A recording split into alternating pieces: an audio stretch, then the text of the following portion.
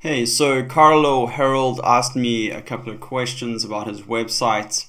He's been doing my Skillshare class, how to make your first website. Normally it's with cartoon heroes, but he is the cartoon hero here. And one of his questions was, my CSS isn't working online, but it seems to be working online. The next question was, well, my main image isn't coming through, or my big image. So if we just right click this big image, you'll see that it has a class of Tori on, and it's tori2.jpg. Now he says it's working on his local host, which to me this seems like it's a file name issue. So what I'm going to do here is I'm going to copy his username. I'm then going to open up a new tab.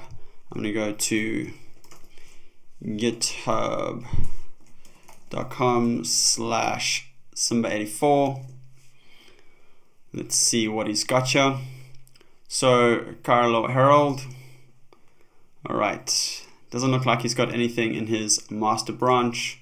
Let's go to his GH pages branch. Okay, he's got a bunch of stuff here. Okay, so there's tori2.jpg. It's a big.jpg. So let's try see if that works. If we right click here, edit attribute, change it to big JPG. There we go.